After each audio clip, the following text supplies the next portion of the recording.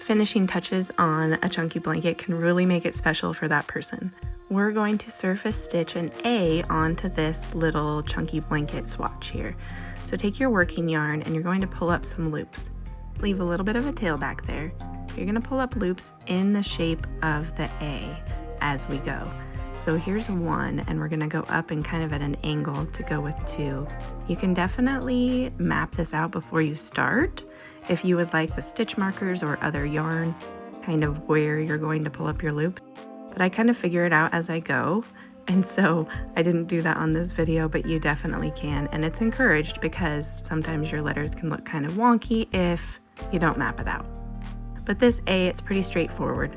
So you have your loops all in a row. You're going to take one loop through the old loop, another loop through the old loop. So basically it's like the newest loop through the oldest loop as you go. And one more loop here because I figured it wasn't really tall enough so that I could get that crossed part in there. And then we're going to go down and do the same exact thing. So I'm going to speed it up a little bit, but we do the same exact thing all the way down. And then with our working yarn here, you're going to cut it and then bring it back up right in a loop that is just ahead of where you ended. So you don't like pull that loop right back out. And then kind of secure that loop right to the blanket, just like this. So we're going to leave that, and we're going to take our working yarn again, leave a tail, and bring up some loops right in the middle here for that crossed section. And this size is going to take 3 little loops here, and we do the same thing. Bring the loop through and pull over a little bit so it kind of goes right against that blanket. And with our tail end here, we're going to clip it and then pull the tail end through.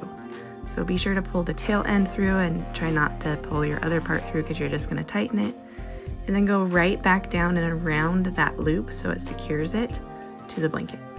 So now on the back, what we're going to do is make it somewhat look like an A at least on the back.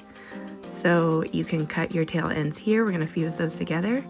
I'm going to knot this just because the fuse to the yarn sometimes without another tail end sometimes is a little bit less strong.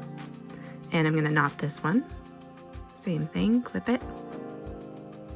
And then we'll fuse each. So these two go together and these ones go right back down onto the blanket. There's your A.